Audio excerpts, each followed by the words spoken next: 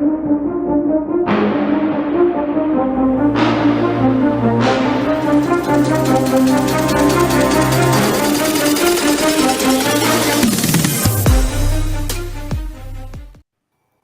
everybody, to episode 140, Wire to Wire Sports Podcast.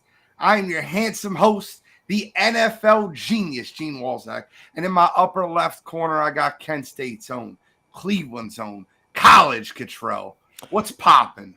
Look, I'm happy, man. I'm very happy. You know, it's getting to that time of the year where that I live for. So I'm happy.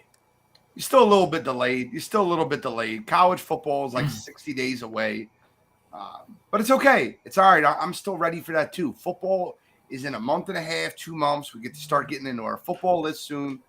I'm an NFL guy. If you didn't know it already, the name don't change. In my upper right corner, I got Scholastic Shally, Uncle Shally, Bill Shallcross. What's popping tonight, Bill?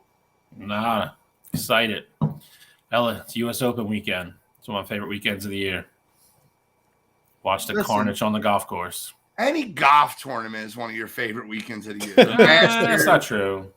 Big ones. I like the big ones. But U.S. Open is notorious for making these guys look like, everybody else that goes out on a golf course. And you see them get mad, throw clubs. They act like the normal guy at your local country club every weekend. So I look forward to the U.S. Open. I like watching those guys look average. Gene, I'm kind of with you, though. I think, any tournament, I think Bill's overly excited for, FedEx, Bridgestone, doesn't matter. If they're golfing and they're professionals, he's happy about it. Ryder Cup, one of my favorite weekends of the year. Just kidding. Ryder Cup's amazing. I feel you. NBA Finals, over in 5. I should never change my pick. I had Nuggets in 5 to start the series. I switched it after the Heat won game 2. Look, Golden Knights got it done in 5. Golden Knights dominant fashion, so that's another one. We got to talk about the NBA Finals, the NHL Finals, UFC. Amanda Nunes, the Lioness, hangs them up, drops her gloves in the ring. Oh, and I got somebody I need to call out. I am calling someone out tonight for their behavior when the GOAT of the female division retires. And I'll tell you, she's definitely top 5 in UFC history. So you don't do that. You don't handle your way the way she did. And I'll get into her in a little bit. We got the PGA US Open, College World Series. And we're going to talk about a little Skip Shannon, a little drama. I only want to bring it up because there was a couple things that I found very notable. Like things that I thought were very interesting. The way Shannon worded his exit from Undisputed. But we got to start with the NBA Finals. We got to start with Joker. That guy is hilarious. I've never seen a guy less excited to win an NBA Finals than Nikola Jokic. They won. He got to the press conference. They asked if he's excited for the parade. His response is, what day is the parade? They tell him Thursday. Oh, no. I need to go home. He had no care. Did not want to be at that parade. He wants to be back in Serbia. Then said in the press conference he hates his job. He's like, everybody hates their job. They're just lying to you if they tell you they're not. Guy's hilarious. But the Denver Nuggets in dominant fashion. Michael Malone, Jamal Murray, Michael Porter Jr. But forget Michael Porter Jr. I told you who was going to be an X factor in the series. And that was Bruce Brown. He played pretty well in Game 5. Played pretty well in Game 4. No, he's talking about Michael Porter. I'm talking about Porter Jr., not Brown. Oh, Michael Porter Jr. did. You're right. I say if there's one game that Brown didn't play well, it was Game 5. I will say this. Bruce Brown was an X factor in the series. His 21 point, 17-point fourth quarter in Game 4 versus Miami was huge. I got a question already before we get into a little breakdown. My man Dylan, is Joker the best Denver Nuggets player ever? My answer would be yes. Who else in Denver Nuggets history can give you 2 MVPs, a Finals MVP, and a ring? It's an easy yes, and I'll double down with Gene. I don't know who you think is in that discussion. Yeah, I mean the only answer there is Joker, and I don't know how anyone could argue anything else. I mean, like you said, 2 MVPs. He brought the team. He brought that team their first championship in history. So that's the only answer. Okay, so let's talk about the series as a whole. Jimmy Butler ran out of gas. He did. Jimmy Butler ran out of gas. The Miami Heat role players did not dominate the series like they have in previous series. Caleb Martin was lost for 4 out of 5 games. Ghost. Gabe Vincent was good for the first 2 games and then was a ghost the next 3. Max Strus was awful game 1, decent game 2, wasn't really great games 3, 4, and 5. Bam Adebayo did his thing, and I told you he was going to do his thing before the series started. I said Joker will not be able to keep up with his athleticism. But I will say this, on the other end of the court, Nikola Jokic earned that MVP, that Finals MVP award. So I don't give me the Russell Westbrook response. Don't give me the what. But did Miami lose the series or did Denver win the series? And I asked that question because I want to know if Miami ran out of gas or Denver was just too much. Good, Charles, start off. I feel like, I mean, Denver was the better team coming into this series. I think we all kind of knew that. That's why we picked them in 5 at the start of the series. And I mean, they had the best player in the series in Nikola Jokic. And you know, we talked about Jimmy Butler and what he done to get the Heat to this point. And you know, say what you want, Jimmy wasn't him. You know, he wasn't Jimmy Butler this series. How that Miami Heat team really needed him to be. And I credit that a lot to the way that Denver was defending him. And so I definitely have to give all the credit in the world to Denver for that. And let's be honest with ourselves too. The Miami Heat team, they overachieved for what their expectations were going into the start of the playoffs. So I think it was really just a mix of Denver being the more talented. They were great coach. You know, obviously Spo did his thing on his end, but Denver had more talent. They had been the more dominant team all season, and they just didn't let up, you know. So I think Denver won the series, and Miami just ran into competition that they frankly just weren't better than. If I'm being perfectly honest with you, I'll go right to Shally after this.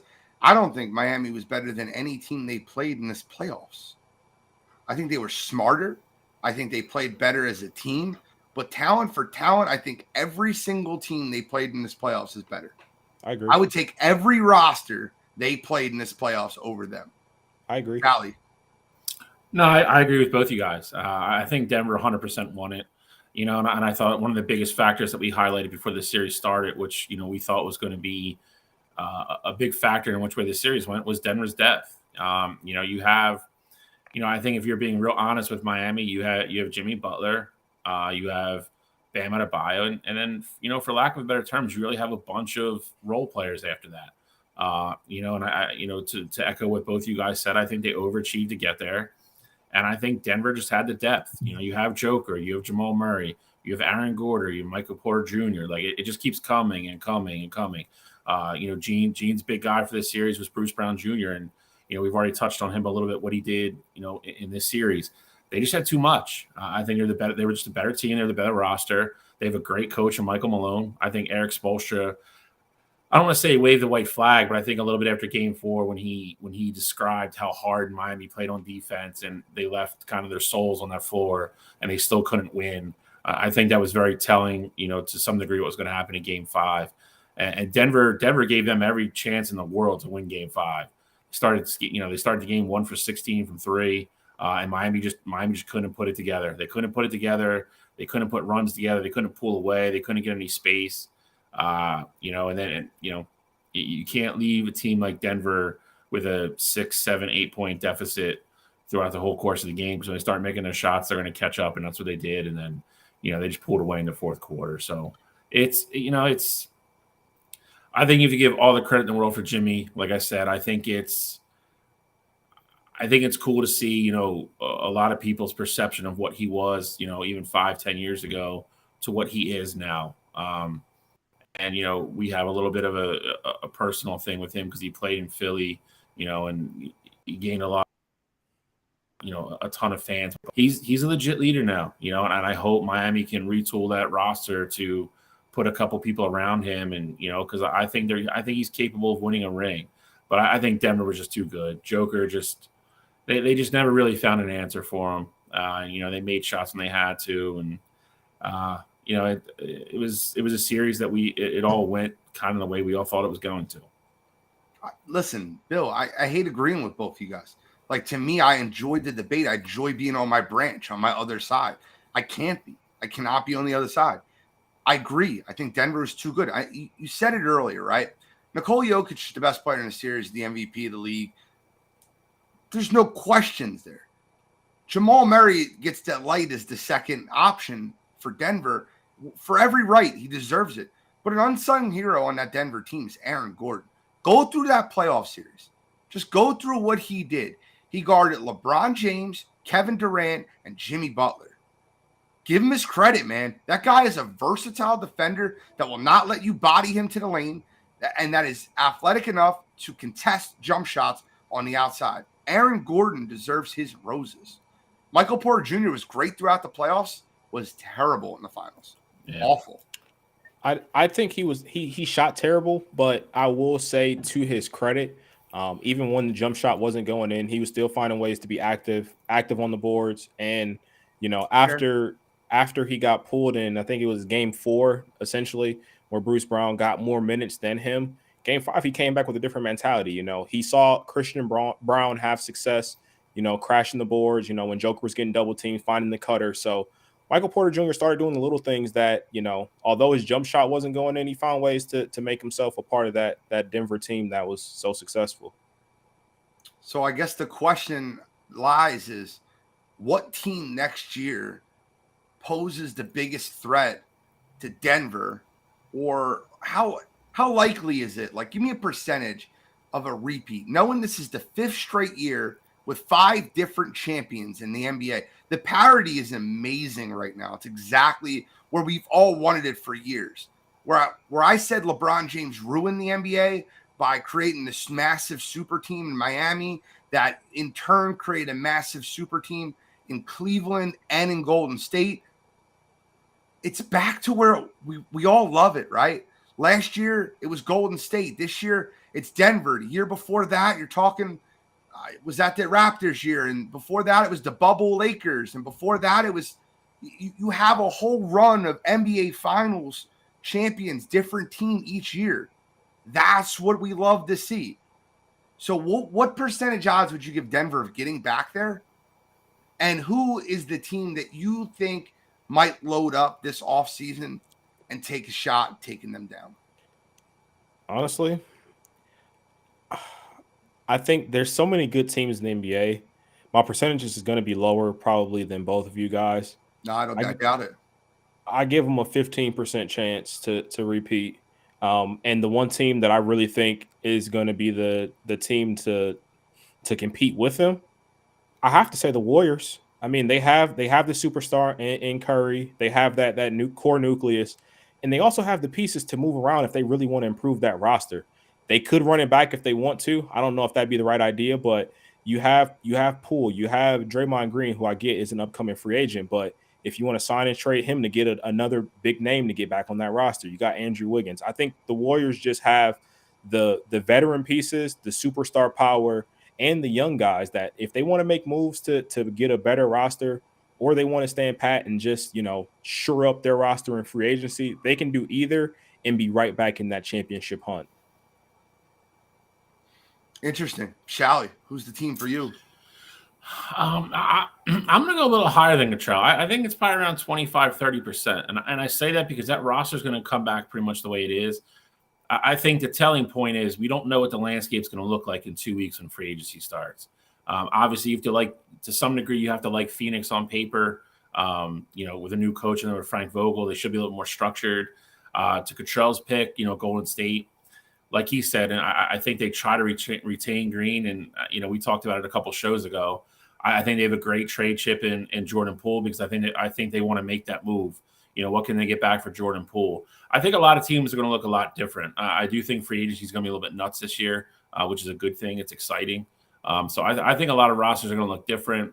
But out of the West, for me, it's those two teams. I think they pose the greatest threats. You never know what LA does. Does LeBron strike a backdoor deal with somebody, and does he get a big piece? And we're waiting on to see what's going to happen with Chris Paul too. So I think it's going to be exciting. I'm looking forward to it. I think Denver's got a 35% chance to get back, though. Oh, you rolled it up. You went 25 to 30. Man. Now you're 30 to 35. You start feeling good, huh? You start talking about it like, I got a 15 to 20% chance for Denver. And it's not disrespect to Denver. I just feel like there's so many teams. So, let me give you a couple scenarios that I think that might play out this offseason. I think Dame Lillard ends up in Miami. Dame Lillard with Jimmy Butler and Bam Adebayo, that's a very good team. That's a good shot. I think Bradley Beal might end up in Boston.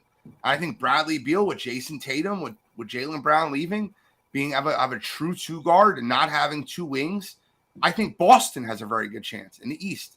You already mentioned Golden State. Golden State can retool.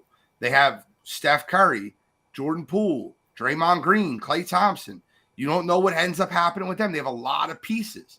But the team I think that's best equipped going into this offseason with pieces, and I think that the Phoenix Suns get a true point guard to replace Chris Paul this offseason, and that Phoenix Suns team is the team that gets over the hump next year. I was on them this year. I was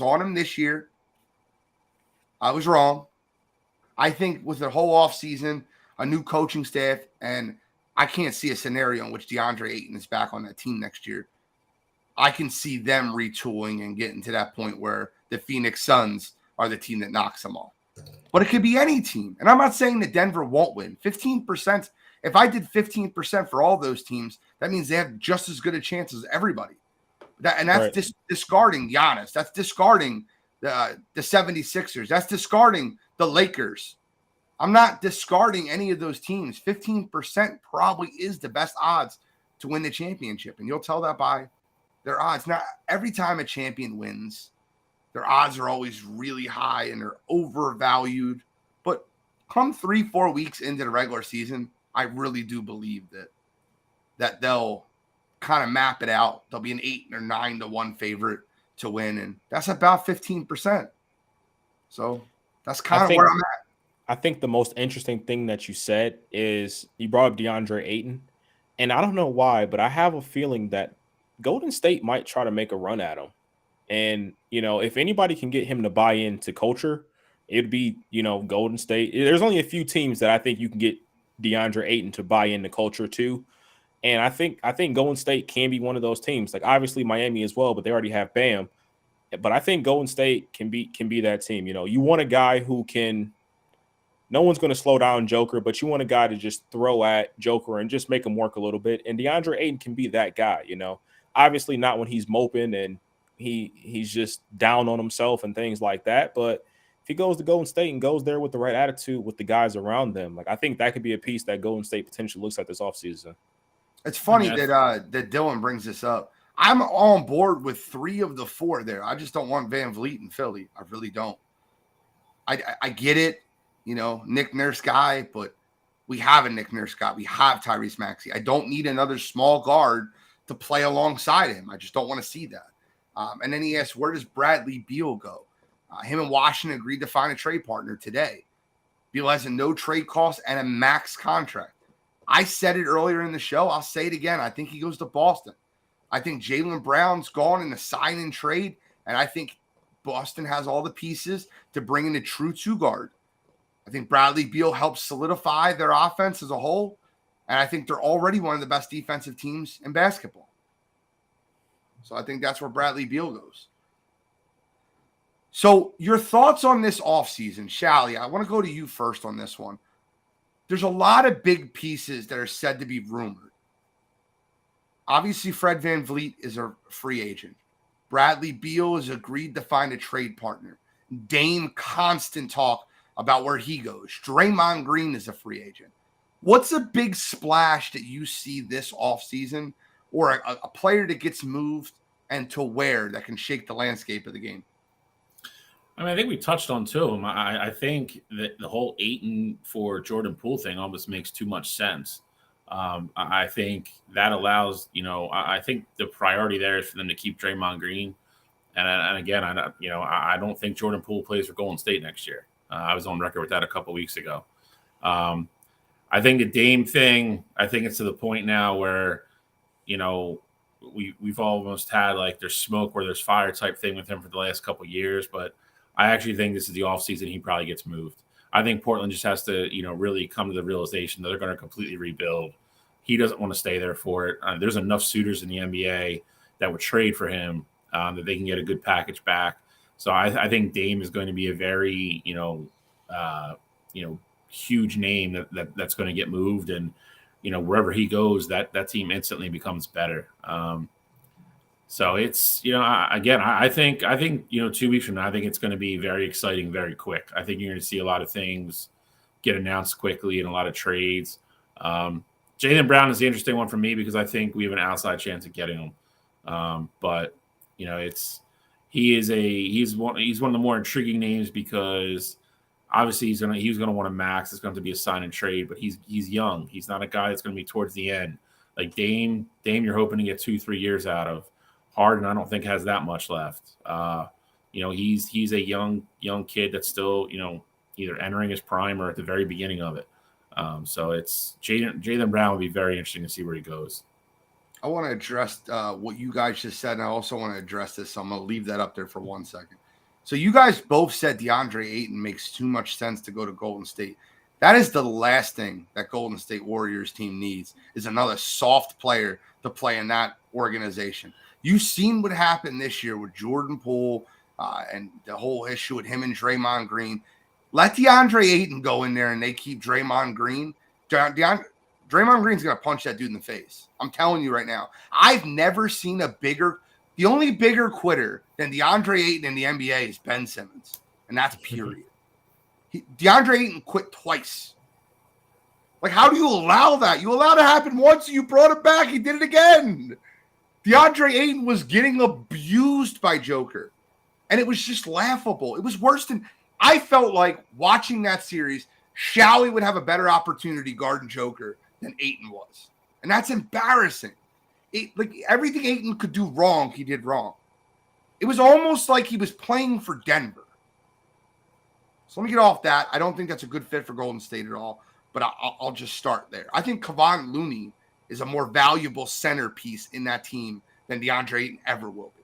But let's get off that for a minute. Dylan said, I don't know if you heard Cheap Seats Monday night, Dylan. Call me crazy, but my Pacers need 1 star to pair with Benedict Mathurin, who I call oatmeal, just heat him up, and Tyrese Halliburton. Let us get a Jaylen Brown or a Dame-type star, and we're a legitimate threat in the East. I don't disagree with you. I love Benedict Mathurin, and pairing him with all-around point guard like Tyrese Halliburton and getting someone to come in there like a superstar would be awesome. Problem is, Indiana is not a huge spot for free agents. They do not want to sign there. You almost have to home grow your team to go play in Indiana.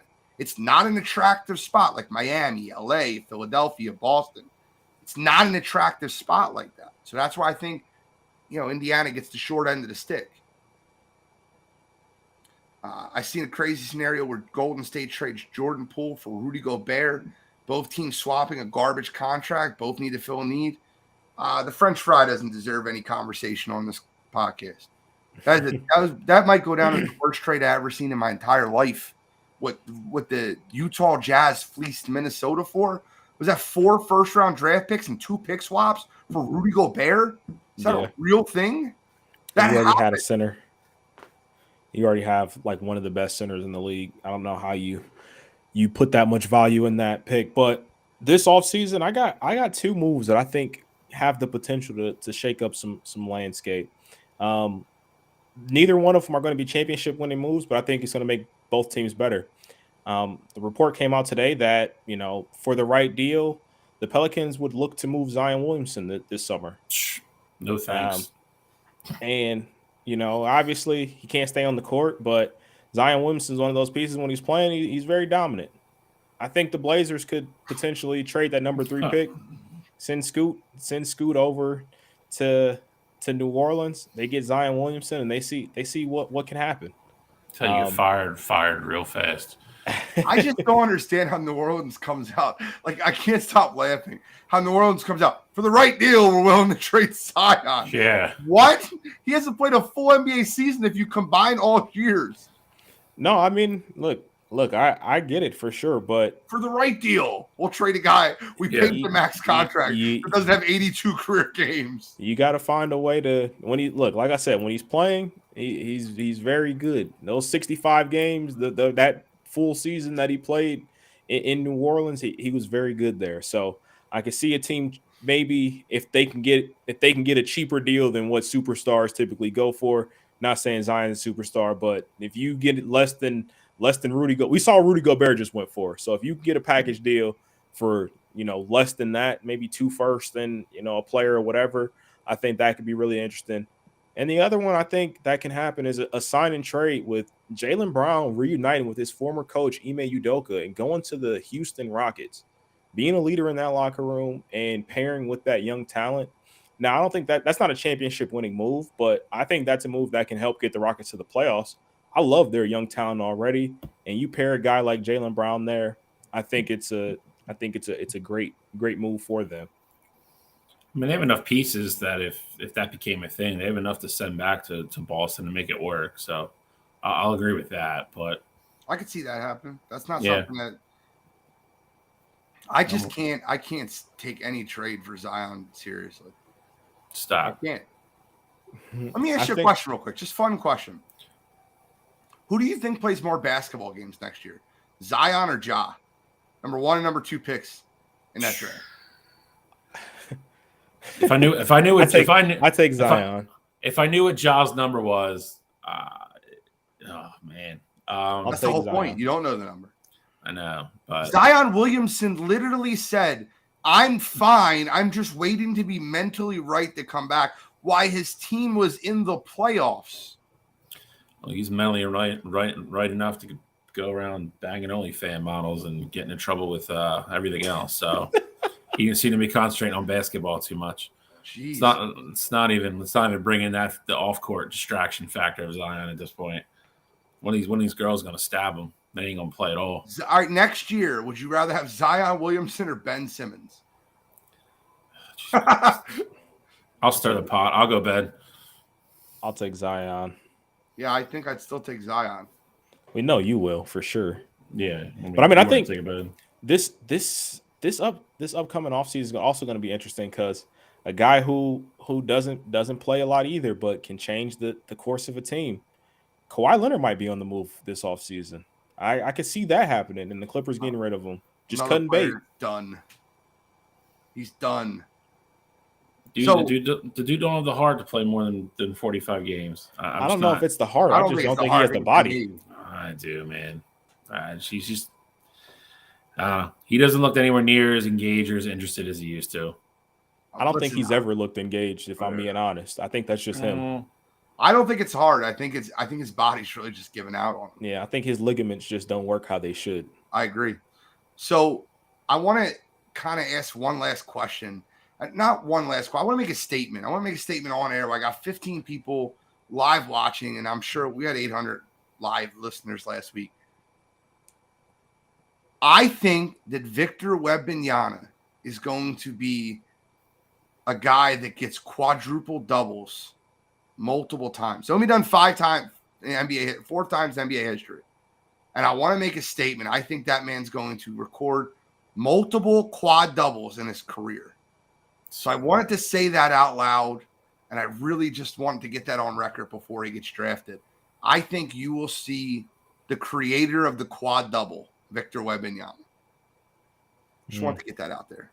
And what, blocks being the... Yes. At 7'3", that versatile, yes. I think he'll have multiple 10-block games in his career. I know we'll do our draft show next week. Wembanyama is going to be obviously a problem. The biggest question mark with him is going to be how his ligaments hold up moving at the NBA speed and the way he plays the game. I mean, you saw you saw KD. KD was fine, up until he blew his Achilles, and he came back. He came back still, a great player, but Wembanyama's even taller and even more slim. So I'm as great as I think he'll be. I'm curious to see if or when that injury bug and that body type just falls over. I got to give David Burns a little shout out real quick. He says watching from Cedar Hill, Texas. Congrats to the Denver Nuggets for winning the NBA Finals. But this one comment I got to put up here real quick. David, I appreciate you listening to the show. We love you, but I hate me some Dallas Cowboys. So I just wanted to say that out loud. You are our friend, a friend of the show, but an enemy come NFL football season. Dylan said they're sending Zion to Charlotte to get Scoot. If you could get a healthy Zion and Melo, be mentored by Michael Jordan, you might have a nice ass squad. I thought Michael Jordan's given up on that team. Well, I think he's trying to sell it. And also, I mean, the rumor has it that Charlotte's not going to go Scoot. They're going to go Brandon Miller. So I don't know if that's going to come to fruition either. I think he's saying, like, if the Pelicans get the pick, then Scoot would be the one that's going to New Orleans. New Orleans loves Scoot, apparently. No one loves Zion, so they're screwed. Which is also true. Any last comments? We got the draft next week. We'll do our little draft preview special. It's happening, Thursday night, next Thursday? Yep. So we'll be on the day before, which is beautiful. We'll talk about it a little bit more then. Any last thoughts going into the offseason NBA before we change topics? No, I mean, my only thing is I think this might be the year where you'll see the most stars get traded in recent history. Like, I think you'll see a big change. I think that has everything to do with the new agreement that's in place for the NBA Players Association in the league. That hard salary cap, no more mid-level exceptions with 3 max players. You're not going to be able to roll that hard. They have a hard salary cap now. Yep. Jay Jones, shout out to Jay, newest member of Sports Empire Network. Where does Beal land? I think he lands in Boston. I said that earlier. I think Beal gets traded to Boston in a sign and trade.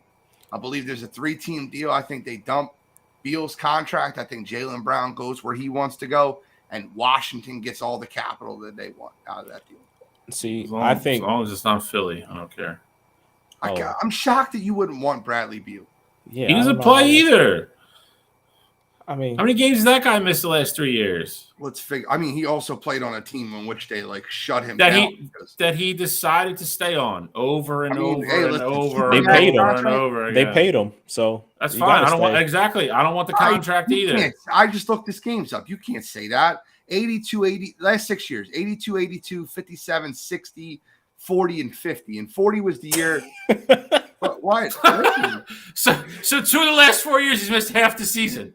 Yes, and cool. Let's pay him $40 million. Washington Sounds good to me. Shut him down twice when they were out of it. They shut him down. I'm good. For what it's worth, I think Bradley Beal. I got Bradley Beal going to Miami. I think that's where he's been trying to get for the last 3-4 years, up until Washington was like, you know what, we're going to give you the max. And then at that point, he was like, yeah, I'll wait on Miami. I'll wait a couple years, because they'll still pay me, but I want to get my money now. Like, you guys have both mentioned Miami. Like, what does Miami have to trade? You don't need to trade anything for Bradley Beal. The Wizards are just trying to dump the contract. For Dame, you do, though. For Dame, you do, yes. Yeah, but I don't see Dame going to Miami. Honestly, I don't see Dame leaving Portland. I think Portland tries one last effort to Who the hell said Dame was going to Miami earlier? I did. That was Gene.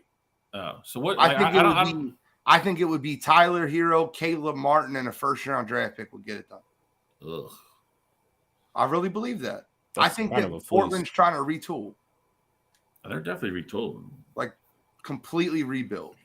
And I think if you go Tyler Hero, Caleb Martin, and a first-round draft pick, and then they have the number 3 overall pick, and they use that to get a guy like Brandon Miller or Scoot Henderson, I feel like that's a young team that you can build around and start the process of rebuilding for them. That was where my trade target was. I thought it would be Hero, a guy like Caleb Martin, and a first-round draft pick. I mean, definitely will be interesting to see. I mean, I also think it'll be interesting to see if teams make a move to kind of combat what Denver did this year. Like, obviously no one stops Joker, but do teams put together an effort to get a guy that you can throw on Joker to just somewhat make him uncomfortable, just because of how dominant this stretch was for him in the playoffs? I mean, I get it. There's not that many big bodies in the NBA that are going to just make him uncomfortable. I think the biggest thing, and Miami proved it, the biggest thing you have to do is not completely double him, because he always finds the right guy to pass the ball to. Like, if he's going to put 35 on you, that's fine. You just got to make sure the other guys don't put up 25 plus, in my opinion. But everybody's got I agree. I think when you double him, you make him more dangerous. He's And I still going to think it score makes their whole 25 team- if you double him. And then, like you said, then when you give them the ability for Jamal Murray or, you know, any of those other guys, instead of scoring 10 to score 22, that's how Denver kills you. Because Joker's still going to get his 25, and then he's going to have 15 assists, and then you're going to have the rest of the team bombing away. And if they're hitting shots, then that's how you get smoked. 100%. And I think Dylan's comment about the Nuggets being insanely deep, I think it's so accurate. They got Peyton Watson on their bench, who really didn't play any minutes at all in this entire season, really. And he was in my opinion, one of the best prospects to come out last year. And then they got a guy in Colin Gillespie, who obviously, you know, NBA wise, you know, nothing really there, but I think he can eventually be a piece that helps you 15 win. minutes a night, though. So he's capable of giving you 15 minutes a night. Yeah, I mean, you're gonna get him. I mean, let me listen. That was the one word that, you know, we talked about a lot in the preview was depth, and they're deep, and you saw it. They just overwhelmed Miami. And when one of their big guys had an off night, another guy came off the bench and dropped 21. And that's what the sign of a championship roster. I think Denver is deep. I think they are loaded, but I don't think they repeat. There's just too much depth in the NBA. Too many good teams. All right, so let's move on to the NHL. The Golden Knights of Las Vegas, in a dominant performance in Game 5, take down the Florida Panthers in their miracle run. Shally, start us off, break it down. And in reality, did either Florida team have a chance?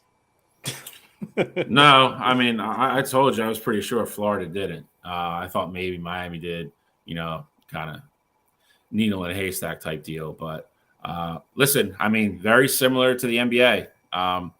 You know, we said it was going to be Florida's top line, you know, kind of like Miami Heat's Butler and Adebayo versus the world. Las Vegas was just too deep, 3 lines that could score, you know, and when you factor in everything else, Pietrangelo, the defense, they shut down that first line for most of the series. Florida won that one game in overtime. And other than that, I mean, it was a lot of Vegas and not a lot of Florida. Vegas ended up with 3 guys with over 20 points. You know, it's when you factor that in, and Aiden Hill severely outplayed Bobrovsky, which I thought was the one, you know, kind of, I don't want to say glaring, but it was the one thing that I thought was firmly in the advantage column for Florida. They didn't get the goaltending there either. Same kind of deal, man. They went on this miracle run. They knocked out Boston, then beat Toronto, you know, beat Carolina to get to the finals, who were all drastically better teams during the regular season. They just kind of ran out of gas, and Vegas was just that good. Vegas, you know, was to some degree flew under the radar this year, which was kind of crazy. Everybody was expecting Colorado to make that run again. You had Edmonton with Connor McDavid. Dallas was great. You know, they made a great run through the Western Conference to get to the finals as well. And they're just deep. They're solid. They're a team that, you know, it's that old adage, you know, don't make the mistakes that, you know, lose you games. Just concentrate on doing the little things that'll help you win games. That's Vegas to a T. Jack Eichel, you know, what's his face? Mark Stone and Jonathan Marchessault won the Conn Smythe. They were all great, man. Mark Stone had 24 points in the playoffs this year. Yeah. And he had 38 points the entire regular season. Mm-hmm. That's absurd. I mean, they weren't 13 assists. Yep. I mean, they weren't healthy all year. They were kind of a team that patched it together and kept winning, but then they got to, about a month before the season ended, they got everybody back and they kind of got in there. They figured out their lines and they hit the playoffs at the right time in the middle of the stride where they want to be, and they just smoked people. Last night they won 9-3. Like that was an absolute mollywhopping. I had 3 field goals and Florida only had 1. I'm sorry, Yeah. it's football. Yeah. Not good when it comes to NHL scores though. So I will say, obviously Florida got blew out this past game. Florida was fighting, man, but Vegas, every time Florida gave you anything, Vegas just came back with a haymaker, and Florida was like, man, here we go again. Like it really felt like Vegas was just kind of big brother in Florida, in a sense that, like I said, every time Florida was fighting back, Vegas had an answer for him, and even specifically in the game that Florida won, overtime, it really felt like, Florida scored the first goal. It's like, all right, maybe we got a series on our hands here. I feel like not even 15 minutes later, Vegas struck back, and it was like, yeah, that takes all the air out the building. So, and Florida won that game. Florida needed that miracle goal with like 30 seconds to go to force overtime, and they won in overtime. But for big stretches of that game, Las Vegas was still the better team. That was the one game that Bobrovsky had that really he kind of won the game for Florida. Florida played well both games at home, but in Vegas they got smacked. Yeah, I'm just doing quick math off the top of my head. I think it was 21-7, the score in Vegas. I think it was 9-3, 5-2, and 7-2. So that would be 9-7. That's 16, 5, 21, and then 3-2-2. That's 7. Yeah, 21-7. That was off the top of my head. I'm not bad. 21-7 was the score in Vegas. 5-5 was the score in Florida. Yeah, listen. It's not an easy place to go play. No. The fans. The fans have really taken to that franchise. I never thought Vegas would be that much of a hockey town, and it is absolutely one of the craziest places to go play. Listen, there's a good, solid hockey team. I'll give. It came out after the series over, though. Matthew Tkachuk was getting a bunch of, I want to say, criticism, per se, but it leaked out today that he played the final 2 games with a broken sternum. That's nuts to me. Hockey players are just different, man. They're the toughest professional athletes. I will stand by that any day of the week. They're just crazy. Vegas came out. There's a couple guys that were playing with broken feet. It's always wild at the end of the NHL season to see how banged up some of these guys are, and they play. And it's like the week after the season's over, like half the roster's in for different kind of surgeries. It's nuts, man. Hockey players are just built different. They are a little. You have to be a little bit crazy to be a professional NHL player. You really do. It's fact. I don't disagree with you. Now, what odds do you give Las Vegas of going back to the Stanley Cup and winning? Higher, lower than when you gave Denver? I feel like it's got to be lower because if you're talking about depth in the NBA, there's so much depth in hockey. There's so many great teams in hockey, like Colorado, Dallas, Tampa Bay, Boston. Like there's so many teams that could be legit contenders in NHL. So just like NBA, free agency is going to be a little bit. It's going to be a little bit, telling with the NHL as well. You got to remember Boston. Boston is not going to have the same roster next year. Pierre Bergeron is most likely retiring. They're going to lose a couple other pieces. They are not going to be as strong as they were this year. Carolina should pretty much be about the same. New Jersey's a team that really intrigues me in the East. Tampa Bay's getting old. They're going to have to, eventually they're going to have to start kind of retooling that team a little bit. Out west is the big question because you have Dallas still. Most of that team is intact. Vegas will still be back. Colorado is going to be healthy next year. So, they lost McKinnon for certain spurts this year. Landeskog didn't play almost the entire year. He's their captain. He'll be back next year. And then Edmonton's kind of the wild card. Can Edmonton get a goalie? If Edmonton could somehow get a goalie in free agency that's a legit number one, Edmonton's a problem. So the offseason will still be, will be very interesting for the NHL as well. I'm looking forward to both of them. I will go lower. I'll say 15 to 20% for Vegas, just because the NHL playoffs are such a grind. It's such a grind, and you saw it this year with Vegas. They hit their stride with about a month ago in the regular season, got into the playoffs and beat everybody. It happens every year in the NHL. There's always one team. You look at Florida. Florida again, 8 seed went and beat the team that everybody was calling the best regular season team in the history of the game. So momentum and playing well at the right time really factors into the NHL playoffs. So as good as Las Vegas is, I'll go lower. I'll say 20% tops. I'm going to go 12.5. Very detailed answer there. 12.5. That's you understand why I say 12.5? Try to give me a look. Would you like me to break it down for you? It's a 1 in 8 shot. I would love to hear your NHL playoff percentage analysis. It's a 1 in 8 shot. 12.5 times 2 is 25. It's a 1 in 8 shot. I think they're an 8-1 team. I'm fine. I like it. If I had to give them a percentage, I mean, I'd probably be closer to where you guys are.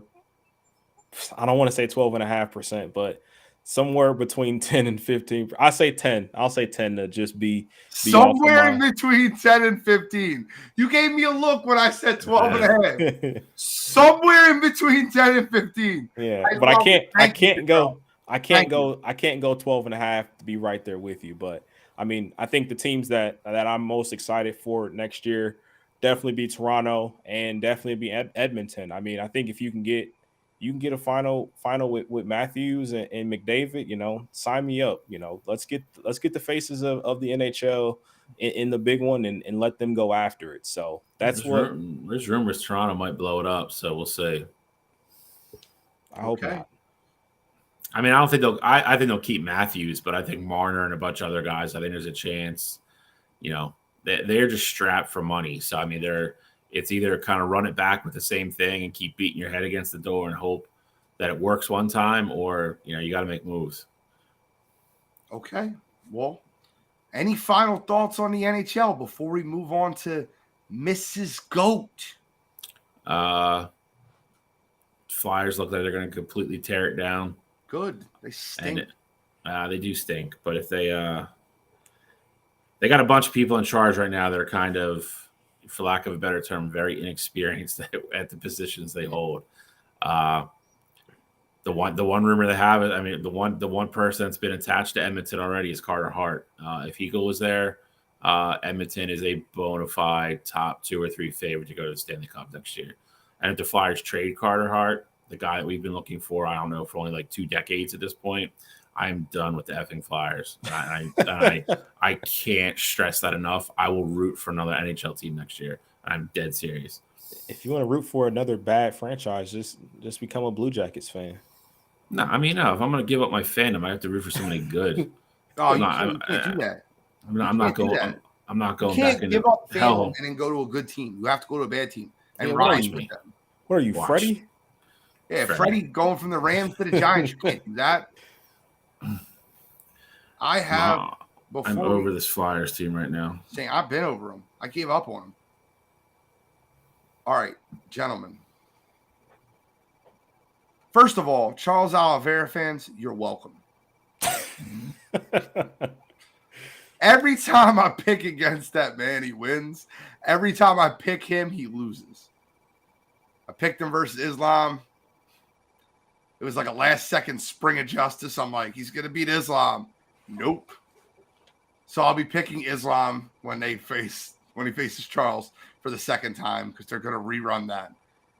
Charles Oliveira and Beneil Dariush was a really exciting 4 minutes and 15 seconds.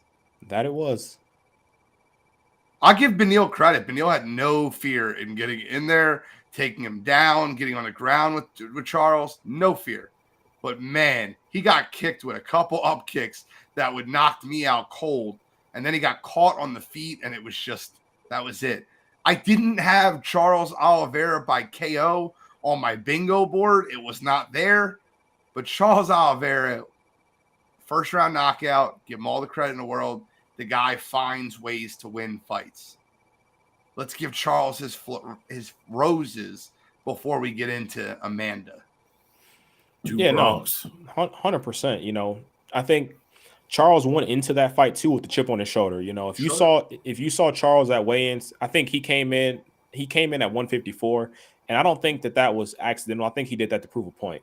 You know, obviously, you know, he had the weight issues before and things like that. I think he came in at 154 to show, hey, not only am I making weight this time around, but I'm locked in, and you know, I know why I'm here, and I have this greater purpose. And so right away, I knew, you know, Charles was going to be locked in from that moment. Now, I was not expecting that fight to go the way it did. You know, I thought Beneil would be a little bit more dominant, and at times during that 4 minutes, he was. But Charles, crazy times during that 4 minutes.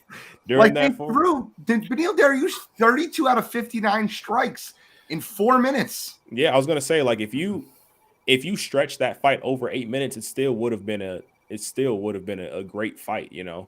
So like just stretch out the exact punches, just make them last over 8 minutes. It still was a great fight, but you got to give all the credit in the world to Charles, because no matter what, that kid is ready for whatever position he's in, he's ready to go. I just love that Control literally said, like, for long stretches of the 4 minute fight, Dariush was in complete control. They threw 100 strikes in 4 minutes. Yeah, listen, Charles is not afraid to get hit. There's one thing we know about him. He is not afraid to sit there and bang. I don't know what the odds were for him to win by TKO or in the first round. That's probably nuts, but got to give him credit, man. I think he's just in that weird position where he could beat literally everybody in the division except the guy that he needs to, and that's just a sucky place to be. And I feel like that's kind of where he's going to reside. I agree with Gene. I think we see it again. I just don't think the outcome's any different. I think it's really interesting to me that Charles tried to cut a promo after his fight, and it was really in English. English nonetheless, bad, bro. It was bad. Well, he's not good at English. Yeah, I'm going to get my title back. It's my title. It's sitting on somebody else. No, you got knocked out, bro. It's not your title. It's not your title when you get knocked out. Like, when it got stripped from him because of weight, I could see you saying that. If there was a decision and you were the champion and it was a controversial decision, I could see that. That's not what happened. No, I'm with you. But, hey, I always say this. I respect the guys who are from other countries. And, you know, it's important that shtick that you have. It's important in the UFC. And so I respect Charles. His whole career, we've never heard him speak in English ever. And then he comes out after this fight. He's just, you know, he's talking that talk in English. And I love it. But I don't think we see that fight next. I think the winner of Gaethje Poirier is going to get the next shot at Islam, just because that's going to be a fresh fight. And then I think Charles will be next up after that. It's Charles. Charles already beat Gaethje and Poirier. They're already. I know, but Islam's already faced Charles, and you got to throw first faces at Islam. I guess. I disagree. I think it's going to be Charles. Thank you for correcting me, Dylan. He was submitted after he got knocked down. I get it. Strawberry banana is the best body armor, though. That is incorrect. Right. The Mamba. Mamba forever right here. It is definitely Mamba, and the close second is Tropical Punch. No, Tropical Punch is junk. Tropical Punch is terrible. Oh, come on, guys. Come on. We're cutting a promo for Body Armor right now. Hit us up, Body Armor. We'll cut a promo for you. Yeah. But somebody get a hold of Trout. I have to read something off to you guys. Are we ready to talk about the Lioness? The Lioness. I have to read something out to you. In 2014, Kat Zingano knocked out Amanda Nunes in the third round at UFC 178. Ever since that fight, Amanda Nunes has not only ran through the division, she has beat some of the biggest names that you have ever heard. Ever. Started with Shayna Baszler, Sarah McMahon, Valentino Shevchenko, Miesha Tate, Ronda Rousey in an absolute dominant performance, Raquel Pennington, Chris Cyborg, Holly Holm, Jermaine De Randame, Felicia Spencer, Megan Anderson, Juliana Pena, and Irina Aldana. With one blemish to Juliana Pena in December 11th of last year. It's about as good as a gauntlet that there's ever been. Well, I need to make that point for this point here. I want to listen. I follow Juliana Pena from The Ultimate Fighter when she beat Ronda's best fighter, the first fight, and she was given no chance to do it. She was on Team Miesha Tate, and Ronda Rousey took Miesha Tate's friend, Miesha Tate's friend was Juliana Pena. She took her first overall. Miesha went and stopped the number one pick for Ronda Rousey. Biggest favorite in The Ultimate Fighter. But I'm going to ask you guys a question, especially to everybody in the chat. How many of you truly knew and followed Juliana Pena throughout her career and thought she was a household name? I don't think she's a. I don't think she's a. I mean, no. Before Amanda's fight, before the Amanda win, I think if you're more than a casual fan, you know who she is. A comparable male fighter would have been Michael Johnson. That I disagree with. I'm telling you, a gatekeeper in the 135 division that's never won anything. She got one big fight in her career. I'm telling the truth. She gets a win versus Amanda Nunes, which is one of the greatest wins ever, one of the biggest upsets in UFC history. For sure.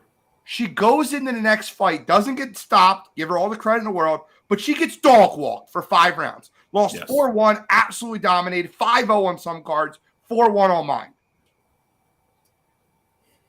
This woman is retiring in the middle of the ring from a fight that Juliana pulled out because she was hurt. She's retiring in the ring, and Juliana's in the crowd screaming at her. Don't compare yourself to Anderson Silva and acting like a petulant child. I know these two don't like each other, but respect is respect no matter where it comes from. Is there ever been a bigger rivalry of non-respect than Daniel Cormier and John Jones? But yet Cormier and Jones will still speak highly of each other in interviews and give each other respect. You take the shots still, though, both, too. Like, everything is, like, backhanded with them guys. Like, John Jones will say, like, Daniel is, like, my, toughest competitor ever, but he still sucks. Like, that's how they both that's how they both talk about each other. Like, everything, it starts out positive, but it's like they leave on the parting shot all the time. Okay, well, fine. But no, I'm giving credence to what you're saying. I mean, it's, John and Daniel is, I think, you have John and Daniel, you have Khabib, Conor. Trying to think of the other ones that have been like actually like really personal, where it's like a personal level type thing. Jorge and Ben. Jorge and Colby now. Jorge and Colby's another one. But let me read this out to you guys, because I just want to explain to you who Juliana Pena was, because I followed her career. I have since the Ultimate Fighter. She had a couple wins that I don't know about Michael. Kat Zingano, both decisions, big wins. Got destroyed by Valentina. She beat Nico Montana. I remember her from the Ultimate Fighter with Eddie Alvarez. She lost to Jermaine De Radame. She beat Sarah McMahon.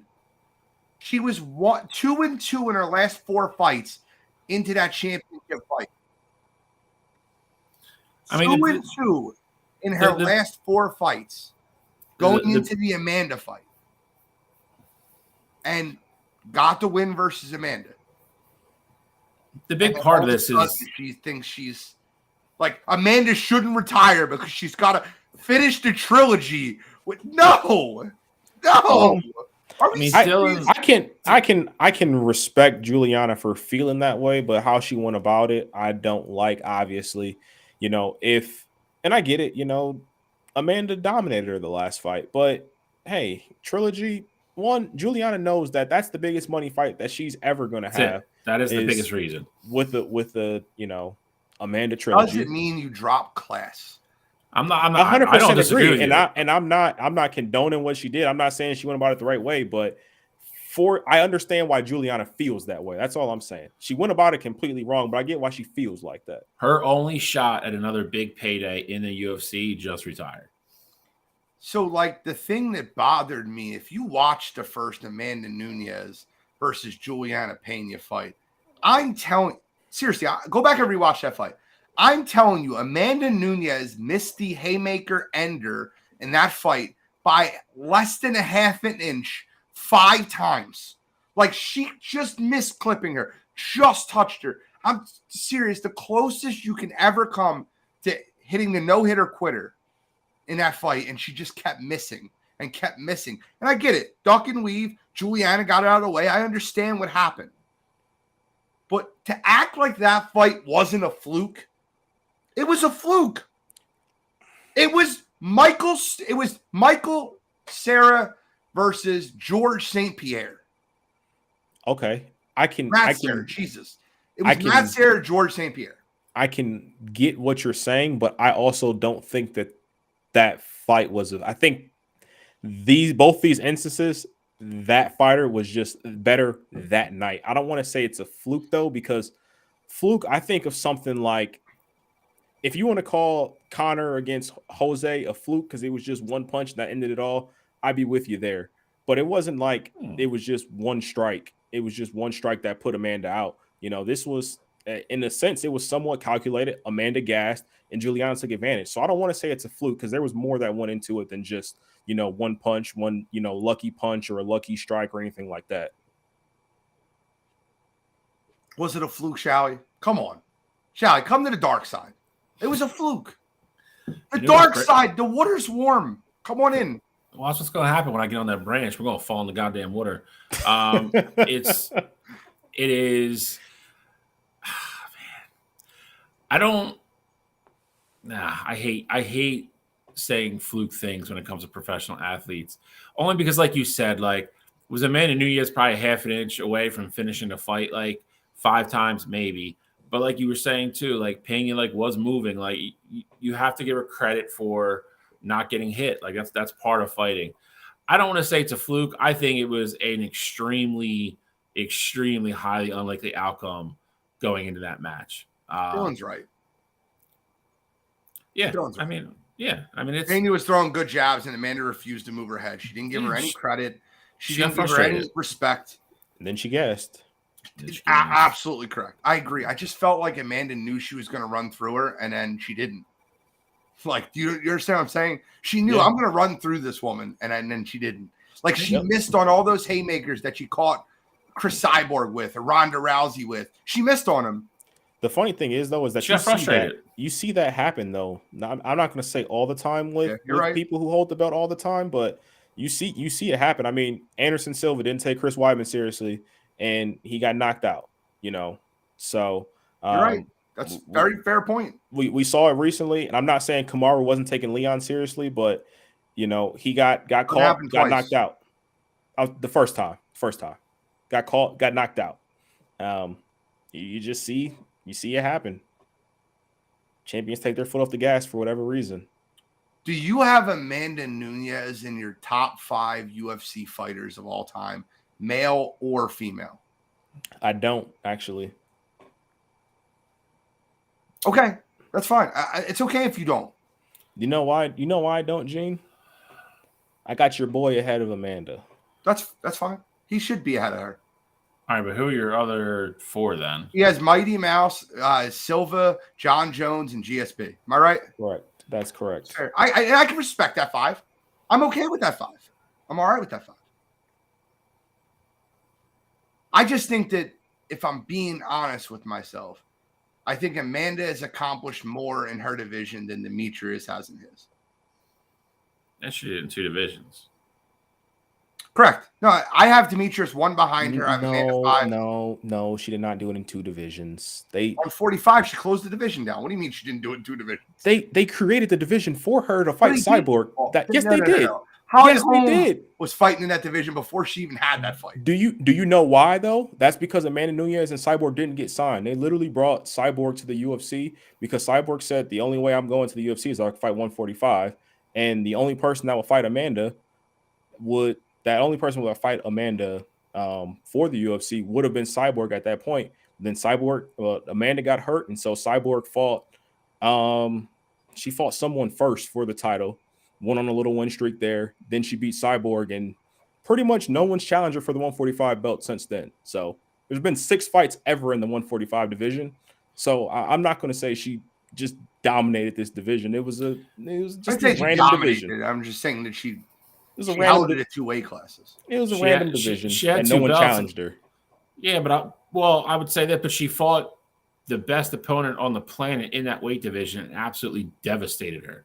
She did, and I give her all the credit in the world for that. But that's not just holding down a division that they. I mean, essentially, it's a catchweight division in my mind. I have her in front of Johnson. I just don't. She accomplished too much. I mean, you ever had a Habib? No. Okay. So I have Amanda 5. And if I'm really being honest with myself, John Jones has to be in my top 4. I just hate doing it because I don't like guys that abuse the system, hit women. I just don't. And I always like slant him for that. But if I'm being honest, he's just the most dominant UFC fighter I've ever watched in my life. And I hate that. And he makes it very fun for me to root against him. Although, can we all agree that Francis Ngannou did the right thing by not staying in the UFC because John would have ran through him just like he ran through Cyril Gane? I tend to agree with you, but the one thing with Francis is that when you have that kind of power, Francis could get lucky and hit John with the falling away, just overhand right, and that puts John out. So while I do agree, I think John would have won that fight, and I think it could have got ugly, especially if John mixes in his wrestling and things like that. But Francis is scary, man. I'm dead serious, bro. I'm more scared of John Jones at heavyweight. I watched John Jones walk in that ring at heavyweight. That's the scariest thing I've ever seen in my life. That's scarier than I. If you had a choice, right, a normal random human being with a gun or John Jones at heavyweight, I'm taking the normal random human being with a gun. Like I have no chance versus John Jones at heavyweight. At least the guy might have a bad aim, the shooter. I don't have no idea. But I might even plead with him to put the gun down and give me a fair one. But I'm not going in there versus John Jones at heavyweight. Absolutely not. It's the scariest thing I've ever seen in my life. That's ridiculous. Yeah, that's crazy. No, I'm not. I'll get my ass kicked by John Jones before I take a bullet. No thanks. I'm good. Gene's thinking about he thinks he can talk the guy down. Good luck. In sales, Cottrell. I can talk him down a little bit. You don't want to do this, sir. Fist fight doesn't even get you any time in jail. A bullet, you're in jail for a while. I guess. It's interesting. So what do you see next for the 135 division? Do you think that – so it's funny. I'll pull up the 135, the UFC women's 135 rankings. Do you think that Valentina now comes up?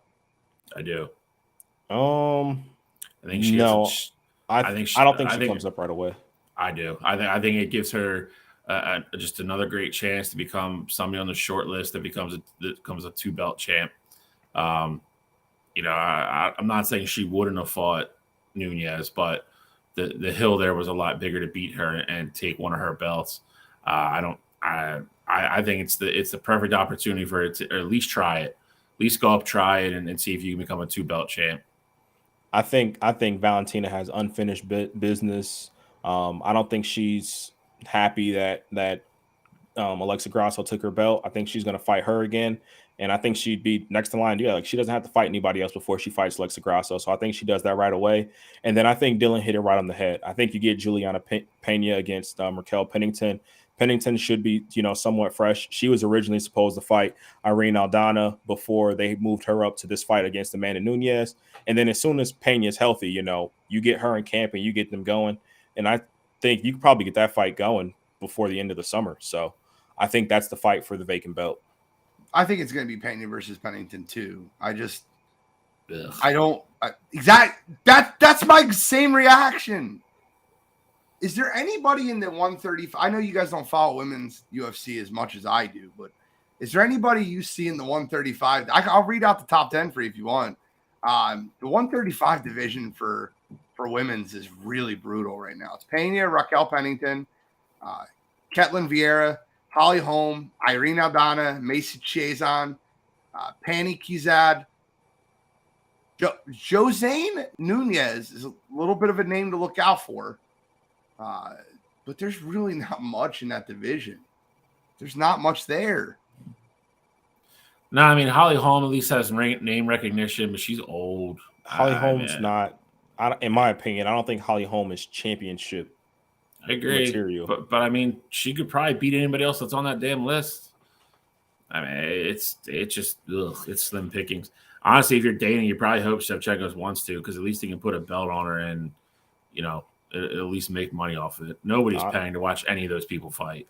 That's very true, but in a sense, I kind of wonder if Juliana wins the belt. She holds it for, let's say, 2, maybe 3 title defenses. She starts talking her talk. Maybe that's enough to bring Amanda out of retirement. I think that I hope Amanda. I think Amanda's done too. So do I. I think so too, but I mean, her wife. They said her wife, after she gives birth, she's going to be back in the UFC, and with fighters, you never know when they're really done. I get it, but I think they're also in a different spot. They do have a kid now. I think Amanda's been fighting nonstop for so long. Like I think she wants to be done. I think she wants to go be a mom, and if her wife wants to come back and fight, and that's fine. I think Amanda's over the schedule and over the constant fighting, being hurt, fighting. I think she just wants to go be a mom. I think there's times you watch people retire and you're like, you can see it in their face. Like they kind of don't want to, there's still that desire, in their mind and, what they want to do. She looked really at peace with it. She really did. I would be shocked if she comes back. Agreed. Only reason why I say I wouldn't be shocked is because, I really think, and I did see that too, Dylan. She said her mom told her to stop.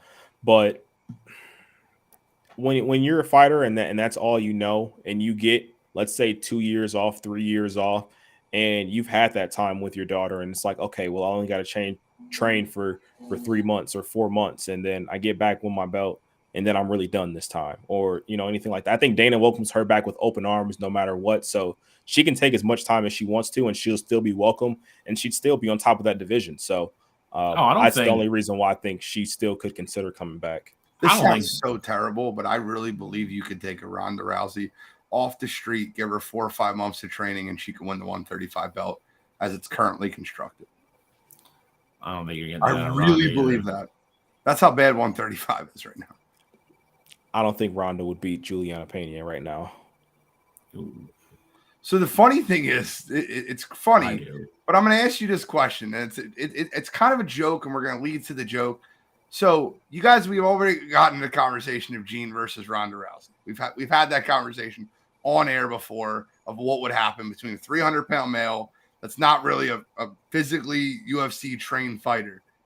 You think Juliana Pena beats me too? Yeah, I'm serious. You think Juliana Pena beats me? I do. There's no way. Juliana has jiu-jitsu. I think she could find a way to leg sweep you, and then you're just out of there. I don't see it. What were you about to say, Shai? Shai sounded like he was about to take my side for a minute. Go ahead, Shao. No, I'm not taking your side. If I said if she gets you on the ground, she beats you. How does she get me on the ground? You might fall, bro. I think I she might fall. chops your leg, or you like reach to grab her and she ducks and then she kicks you or something. Do you understand how much you would be like shaking if you were in an octagon in front of 15,000 people? Like, do you understand how like wobbly you're going to be? I would not be shaking at all. You are on the other side of the cage, there was a 135-pound woman. The adrenaline dump that you would go through, dude, your legs would be jello. And if she gets you on the ground, she's going to beat you. Gene, you've had some bad injury history too. So I think if she reads the scouting report, she can know your weak spots. Damn, Cottrell got personal. I had an ACL injury in 2018. What are you talking about? Look, I feel like you're always hurt, man. I feel like I'm not always hurt. Every softball game we see you on the injury report. You're always questionable, but we know you're always playing. But there's always something. This is wild right now. I just had missed 3 games in the last 3 years. This took a turn. I'm not. Look, I didn't say you're not tough. I didn't say you're not going to play in the games. I just said your name's going to be on the report with some injury. Oh man, all right? Let's just say let's just assume. All right, let's say she gets you on the ground. Do you really think you're going to hold up against her in a jiu-jitsu fight for 4 minutes? I'd get up. Oh man, she's 135 pounds. I would bench her. You say that. I would bench her. I wouldn't bench her. I think you obviously can bench her, but it's gonna be different when she's got you in a triangle with her legs squeezed around your face. Might be enjoyable. Next topic. Let's get it. Now you ruined it. The whole topic just lost all. Not with Ronda, with Juliana maybe. Ronda Rousey will whoop your ass, dude. No way, bro. Old pillow hands. Yeah, old pillow hands. Holly Holmes knock you the hell out too. Oh yeah, Holly Holmes is a different. Holly Holmes taking you out on the feet. See, that's the difference right there, right? Holly Holmes chop you down that. You'd have 2 bad ACLs. Hold on. I think this is where you guys miss me, right? I think strikers like Amanda Nunes, Holly Holm, and Chris Cyborg I would admit to defeat. Well, Cyborg's a fair fight because she's a dude. So, but no, follow me real quick. I could admit to defeat versus a striker. They're quicker. Their striking is great. Pillow hands, Rousey, Misha Tate, Juliana Pena. No way, bro. None. You think a 135-pound woman is putting me in a submission attempt? You're out of your freaking mind. Ronda Rousey. No way. Ronda would train with her husband Travis Brown, who's in the heavyweight division, and she'd be ready for you, no problem. No problem, bro. The odds would be severely stacked against you getting out of the first round against Ronda Rousey. She wouldn't get out of the first round versus me. 1,500 to get out the first round for Gene. It might be more than that. Bet the mortgage on Walzak. I am betting every dollar somebody would give me, every quarter I could find in a couch, every penny I would find on the streets. I'm putting it on Ronda Rousey. It's a mistake. I disagree with Cottrell's other statement as well. Ronda Rousey is not losing. Ronda Rousey is afraid to get in the octagon. I think if you throw her in the octagon, she's making $10 million a year wrestling 4 months a year. No. I understand that. I'm just saying we saw her last 2 performances, and I get it. They were against people who were very good. But I think if you throw her in the octagon with anybody in the top 15 in the UFC, they are taking Ronda out because Ronda does not want to be there, and she is not Amanda confident. Nunes money was the easiest money I ever won in my entire life. When Ronda came back to fight Amanda Nunes, and no one really knew who Amanda Nunes was, that was the easiest money I ever learned in my life. Should I read this? I will put her in a headlock. Don't. Okay. No. David, I can't read it on air. Bill has given me the kibosh. So we got to move on to the PGA. This lawyer's already calling. PGA, US Open, Shally. It's one of your favorite weekends of the year, along with the Ryder Cup, the PGA Tour Championship, the Masters, the British FedEx Open, Cup. British Open is not one of them, dude. I actually do not like the British Open that much. To be 100% honest with you. All right, so give us our lead-in to this year's U.S. Open. By the way, my chiropractor loves golf. He talks to me like I'm this golf aficionado. Because I have a podcast. Like, you guys talk about golf? I'm like, yeah, we talk about it. Like, the one guy, Bill, knows a lot more than I do. And he's like, yeah, did you see last week the 72-foot putt by the Canadian? I'm like, yeah, I seen it on ESPN. That's basically the only thing I've seen in that Canadian Open. I say, does he not know that you're super cash? I'm cash.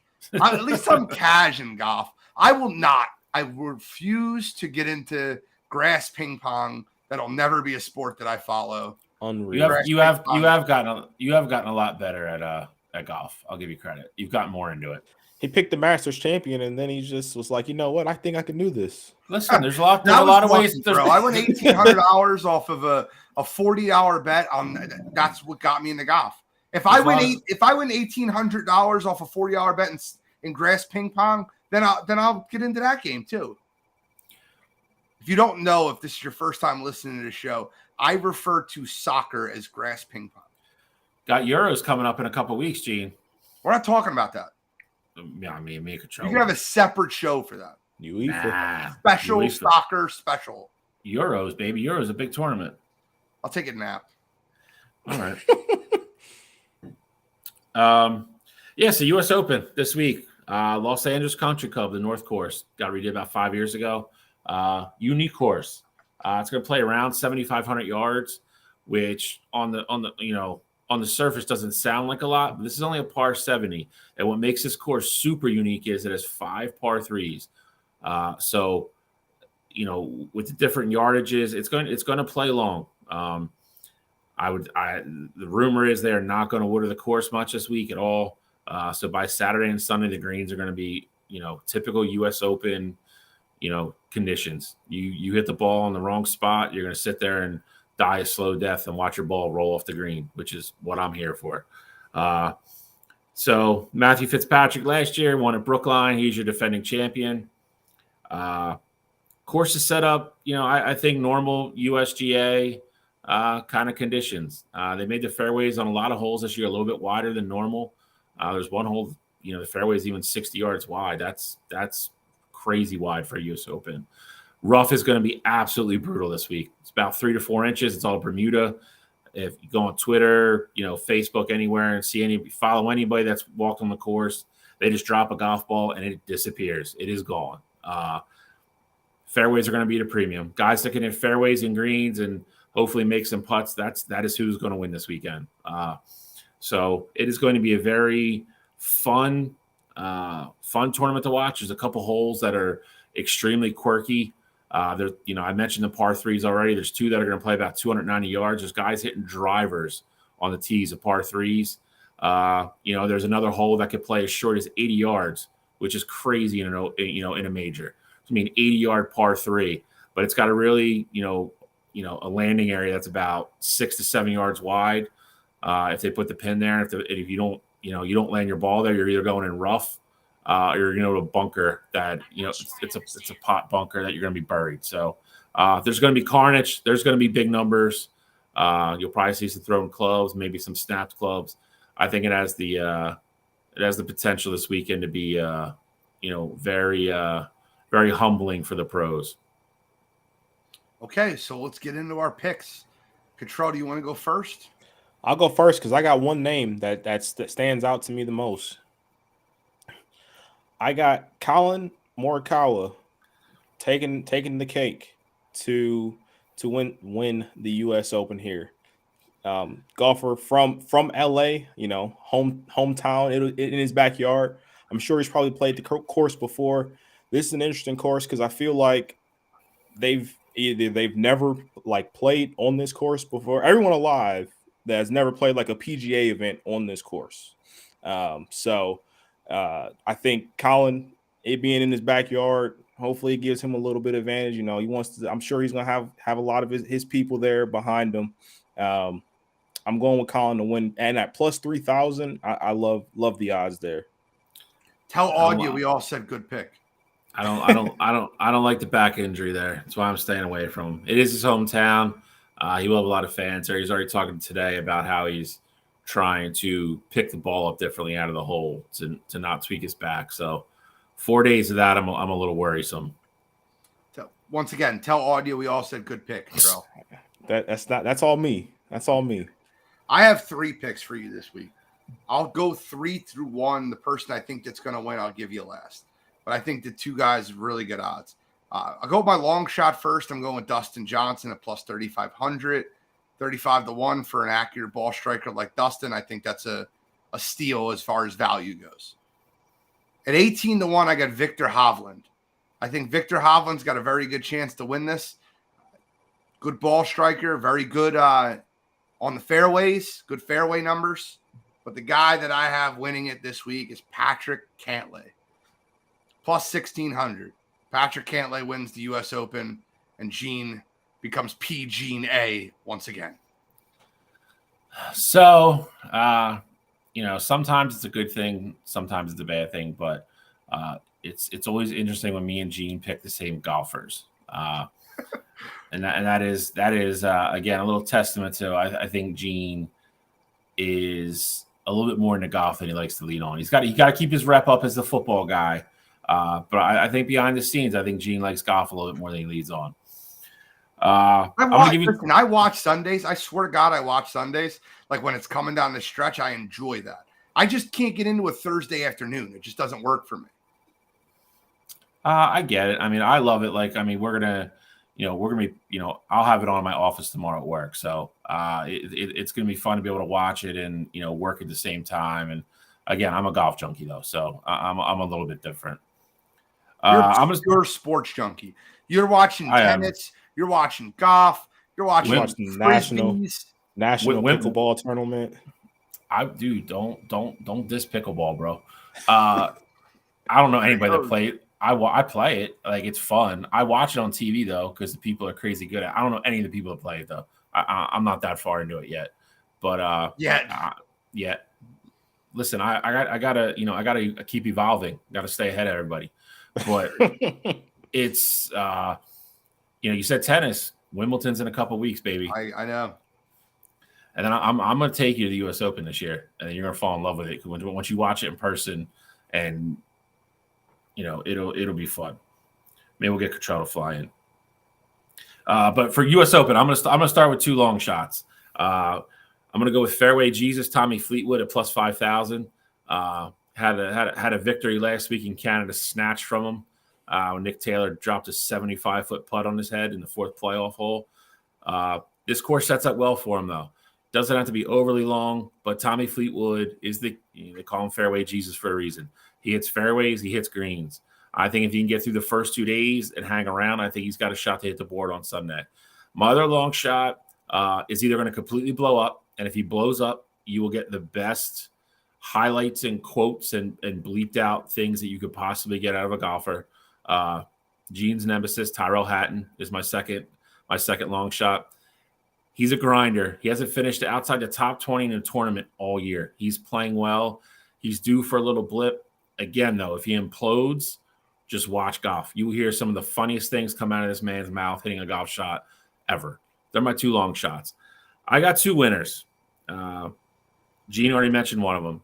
Patrick Cantlay. Steady Eddie. He's a mentally tough golfer. Course kind of fits his game if he can putt well. He's not a guy that's usually going to implode. He's not that type of guy. These are the kind of tests that usually he ends up towards the top of the leaderboard somewhere. So Cantlay, I think, has a good shot to win it. And I hate to say it, man, out of all the top golfers in the world, this next guy is kind of the only one that I really have a lot of confidence in right now. You could say Scotty Scheffler. I'm just not going to pick him. Rahm, I think, is back on the downside. Morikawa is hurt. Jordan's hurt. JT's not playing well. And I think Rory's just messed up in the head with the whole live thing. I think Brooks has a shot to win. I think he's playing great golf. He's won two U.S. Opens already. Course is going to set up well for him. Same kind of deal. If he's around the leaderboard on Saturday, everybody's going to look at him. Everybody's going to know where he is. He's going to be there. He's the best major golfer on the planet right now, and he's playing well. So he's got his confidence back. He's healthy. We'll see what happens. see if he adds another major to the trophy case. Okay.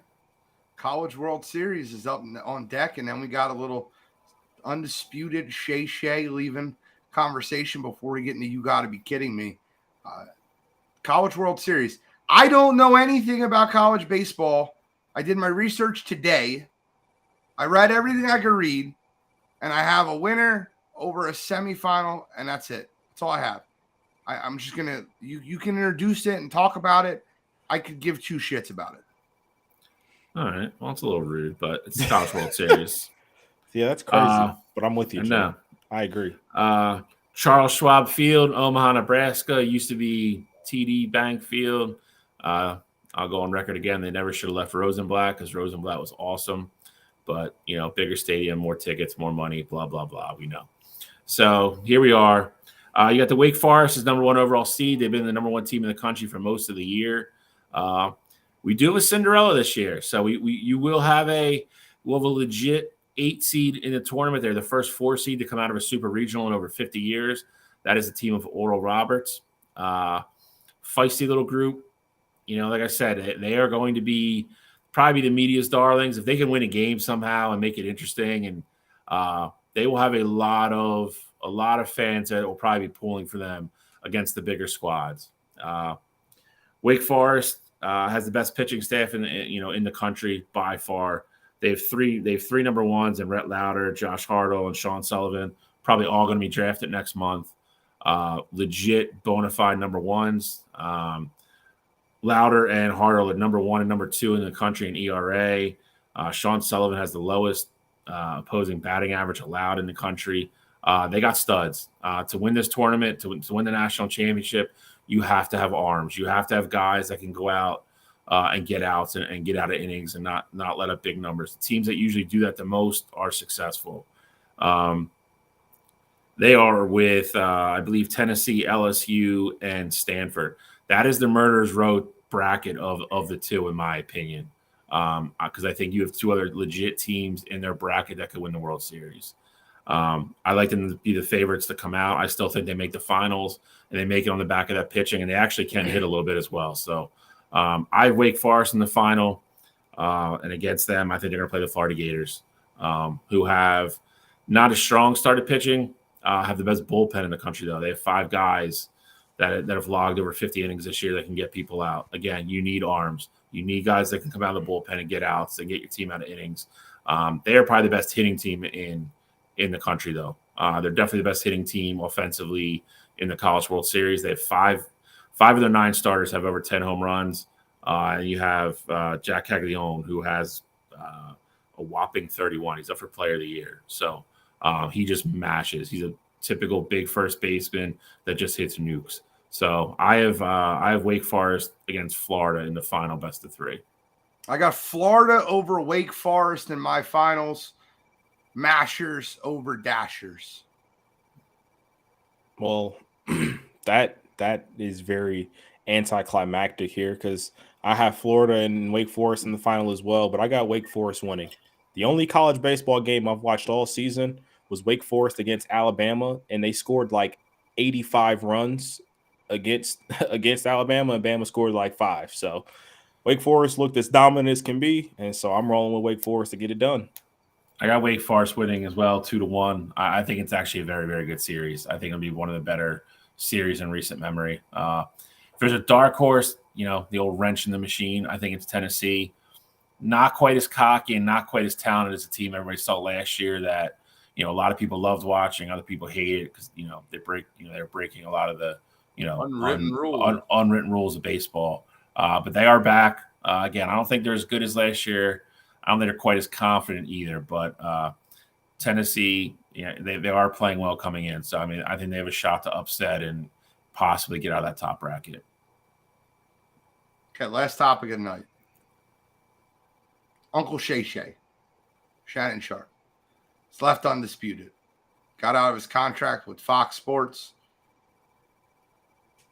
A lot of talk around the Skip Bayless situation where Skip has kind of disrespected him multiple times. I think a lot of this really started. I think it started a while ago, but I think the disrespect that happened over the DeMar Hamlin comments was the first straw. I think the comments about Tom Brady, he's better than you, and you're talking like I'm a bum. I think a lot of the disrespect that Skip Bayless has put out, Shannon Sharpe is pretty much finished with. What I found really interesting about because I don't watch the show. I'm not a big fan of the show to begin with. I don't like Skip Bayless. I can't stand him. But I did catch the send-off, the goodbye. I listened because I wanted to see if I could read between the lines of what Shannon Sharpe was going to say. Two things were very evident about that goodbye. As much as it seemed like he praised Skip, he never praised his character. He said, "Thank you for the opportunity. You fought for me." I have wrote down quotes from what he said, but never he said, like, "You're a great friend. I really like you. I hope we always stay in touch. You're a good person. You're misunderstood." None of that came out. It was, "I gave you my all every day, and thank you for fighting for me. And if it wasn't for you, I wouldn't be in this position." That's not a rearing endorsement for someone's character. And I thought that was interesting, what Shannon Sharpe put down. I think it's very obvious that this hindrance in the relationship came from Skip Bayless interrupting Shannon Sharpe and saying things that I would categorize as disrespectful to the Hall of Famer. Even in Shannon's goodbye, Skip interrupted him. Shannon had a moment where he got teared up and he needed a second to wipe his eyes, and Skip jumped right in. Shannon's like, "Hang on, I'm not finished my point. I just would like to finish my send-off." I found that very interesting. How that all played out. Shannon, like the consummate professional that he is, does not attribute him leaving Fox to Skip. He has said that he has just other opportunities. I really would love to hear your guys' opinions on the situation between Shannon and Skip, and who would be the likely replacement for Shannon Sharpe on Undisputed. I think it's, I found part of it interesting. I watched it a couple times now. Listen, I think, anybody who's ever seen Shannon Sharpe around, I think, obviously, the disrespect for what he did as a football player, I think is crazy. We always joked about how, well, not joke, but like, I mean, growing up, Elway was, one of my favorite players. He played with Shannon Sharpe, and, I just haphazardly got to watch him play football a lot. Dude, he's a top 3 tight end of all time. I think that is the part where, I kind of like what Gene said. I think that's kind of maybe, what really started to deteriorate the relationship. I think the Hamlin thing is 100%, was the match to the rag type, the incident. But I think the biggest thing is, you look at him before, and I don't think you ever saw anything with him off the court or off the show. I mean, excuse me, of being upset or like getting into it with fans or anything like that. And I think it carried over to his personal life, and I think that's I think that is he was just really unhappy. He wanted to get out. I mean, you saw the video of the thing with John Morant's dad. There was a couple of videos of like him in the airport snapping at people. I don't think he was being able to separate his personal life from the show anymore. I think he was genuinely just not happy doing that job anymore. I think a lot of that falls on Skip. I think that structure of a show is tough to begin with. I think it's hard to show up and sit across the desk from somebody, and we get into arguments here, but it never really gets to a personal level. You're going on national TV, and for lack of a better terms, you're fighting with somebody who you say is going to be, or you say is your friend or somebody that you respect, and that is, that's the goal of the show. And I think that's wearing on some people. I think you saw it, in Skip's in the beginning of Skip's, message that, that wasn't even supposed to be the format of the show. That's not what they thought they were going to do. They wanted Undisputed to be different than, that what he came from with Stephen A. And then, Shannon kind of, took the bull by the horn, and they realized what they had, and they went along with it. I don't think that's an easy type of show to do. I don't, and to some degree, I understand Skip's point of view. I don't agree with it. But again, when the show is structured the way it is, it kind of goes with the territory. I also think if you genuinely care about the guy that's across the desk from you, like he says he did, I think there's always a line. And I think Skip is guilty of going across it way too often. That's a good point. And I think when you're sitting across the table from, again, a bona fide Hall of Famer who is a top 3, top 4 at his position to ever play the game. I think that's generous. I put him top 5, though. Okay, fine. Top 5. No disrespect, Shannon, but Tony, Antonio, Rob, and Travis have something to say about that. Facts. I've been thinking it the whole time, but I was just going to let Bill go. So, again, however you want to slice it. But to question somebody like that, his credentials, and say, you weren't as good as you think you were, or anything along that line is nutty to me. And again, I think you can only sit there and take certain things so long. And, I think it was a situation where Shannon, I do think Shannon put his heart in the show, and I think he's known as a workaholic who never took a sick day. You realize that Shannon Sharp was known in that office as a complete workaholic who never took a sick day and gave his all every single show he was on. I kind of want to lead into Cottrell before you go. Cottrell, can I lead into you real quick? Go ahead. We've worked together before. We worked on the sales floor together. We've been in the same store. We've debated sports outside of just on this show multiple times and have taken different angles, different approaches, and different conversations. Am I correct? Yep. Have I ever disrespected you as a man or a personal human being when we were debating sports? Never. And that's the difference, in my opinion. I think that you can be on a sports debate show without disrespecting someone as a human being. And I think that the line that he said with Tom Brady being the greatest to ever play your game and you couldn't wear his bootstraps, and Shannon's like, you talk like I was a bum. I was a Hall of Famer. He's like, he was much better than you, and you broke down a 35. I thought that was really the thing that I don't think that Shannon could get past. And the fact that when Shannon had his opinion on DeMar Hamlin and said, I wish that Skip would retract what he said about playing football, and Skip would just not fall off that ground. Cottrell, we've debated a million times. Am I right? Yeah. Have I ever disrespected you as a man? Nope. So speak on.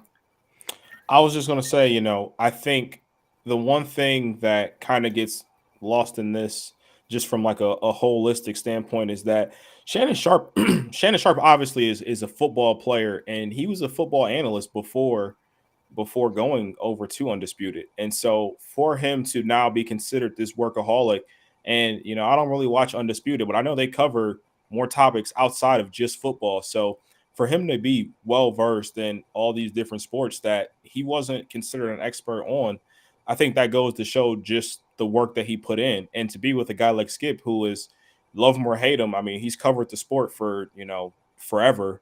And so, whether you like his opinions or not, he knows the games, and you gotta respect it. I definitely think, Shannon coming in, he never seemed out of place on Undisputed. So that's first things first. And then, with that, I 100% agree. I think the disrespect was something that couldn't be tolerated. Shannon Sharp was a guy who went in, did exactly, whatever was asked for him and beyond. And Shannon Sharp now, he's really considered the uncle of the masses right now. He has his own podcast, Club Shay Shay, that's doing really well. And essentially, I almost feel like Shannon got to the point where he's at, like, I don't need this. Like, I don't need to come into this toxic environment where I'm not appreciated by the person that I sit across from every single day.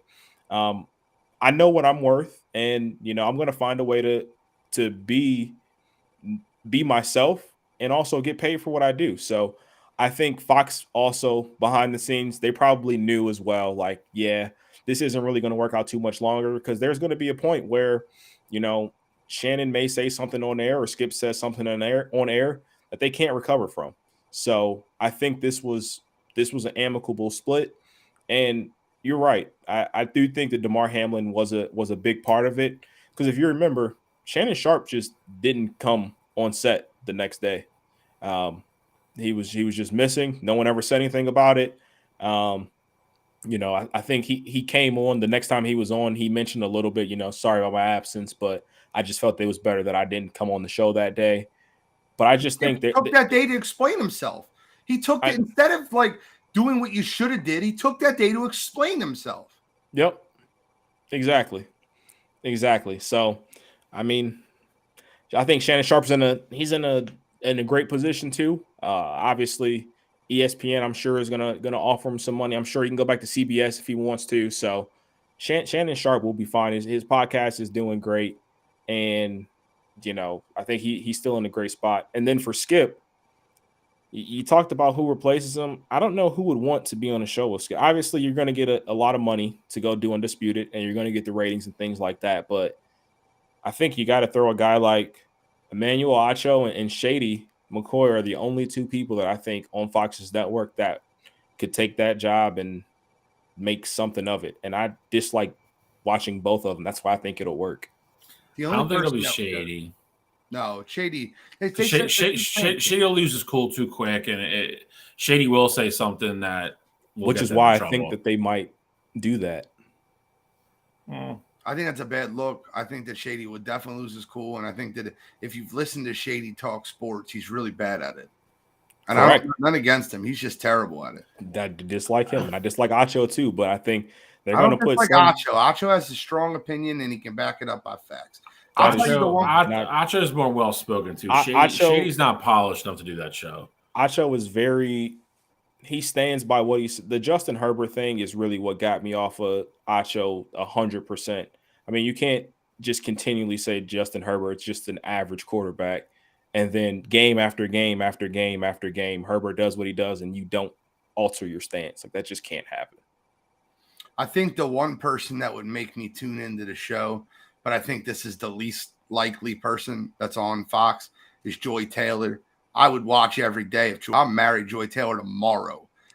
Look, Joy would not go for that. I would definitely go for that. I don't know if I said Joy won't. No, Joy would not go for that. Joy would definitely call it out. But she's great. I love listening to her. She's great on Speak On.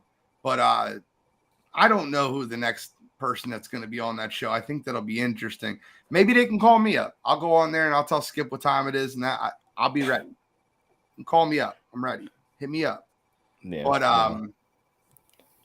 Joy was on with Colin and didn't get the respect she wanted. So, but see, the thing is this, Ray, I think that she's proved herself on Speak On and what she can do, and I honestly think she's the biggest name on that show. I agree. All right, so let's get into You Gotta Be Kidding Me. I got a fun one. You want to start us off, Control? Absolutely. I really got a few, but I'm gonna go with one, and then if we get around and nobody's mentioned the others, I'll just throw a little out there. But the big one for me was something that we kind of already touched on earlier in the show. So Nick Taylor, he hit the 75-foot putt.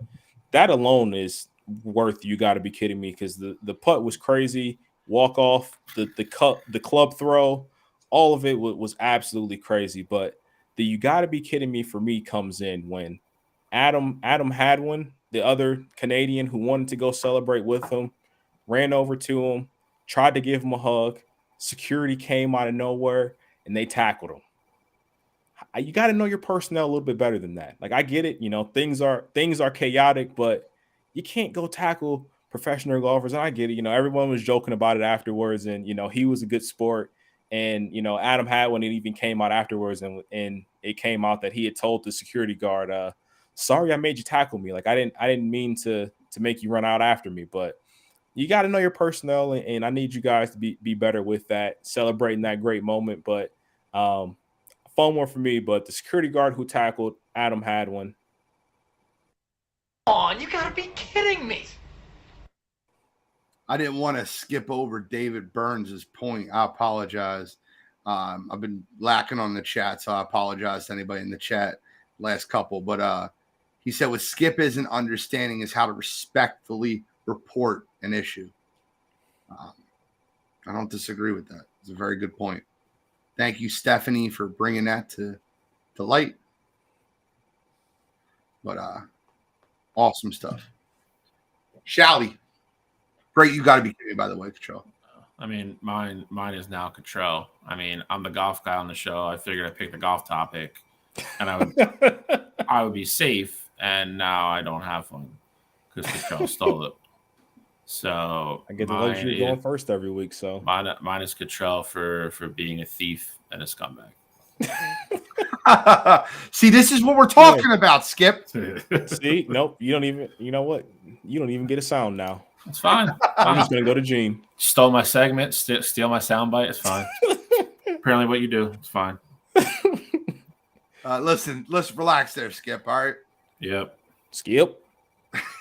Texting Shannon, tell him to come back. All right. So I touched on mine earlier, and I'm just gonna get a little further into it today. Juliana Pena is my you got to be kidding me this week.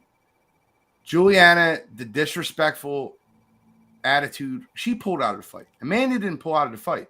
I understand you're injured. You pulled out of the fight. She was going to fight you for the trilogy. You pulled out of the fight. The press conference, yes, Amanda drew first blood. With why she was so upset she couldn't allow. I was going to retire, but I couldn't allow Juliana to have the belt. Why? Because she's not that good. She's not that good. I should have beat her. I fought really bad and I was hurt.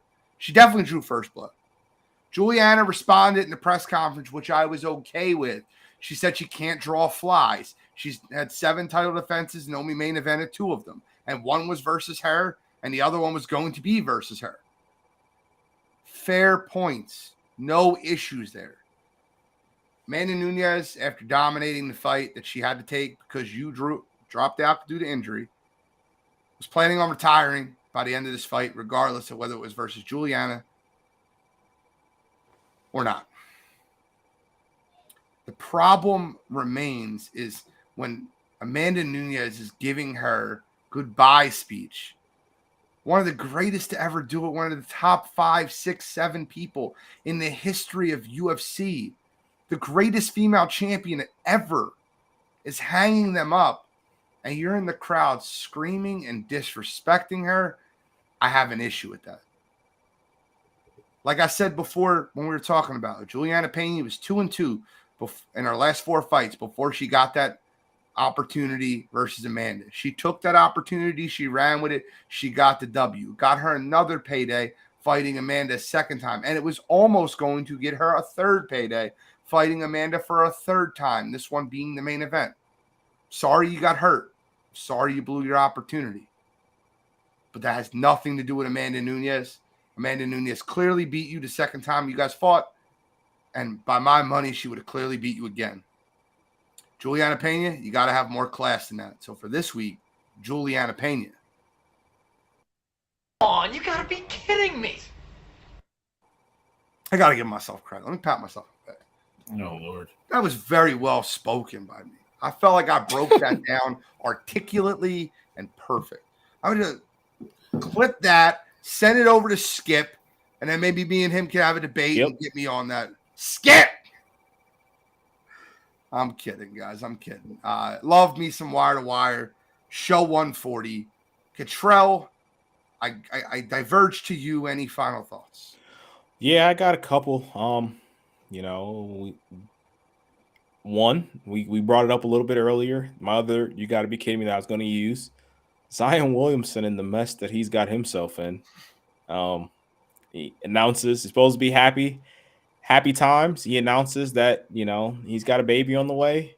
And then next thing you know, he's got a porn star, Mariah Mills, coming out of nowhere like, hey, You I'm said supposed that to you were move gonna with you. you were gonna move me to New Orleans, and you had this car waiting for me, and all this other stuff. Like you were just texting me a couple weeks ago, like, and now I'm the side chick. Like, what's going on here? So Zion, he can't even get on the court, get it together on the court. Now he's having these problems off the court.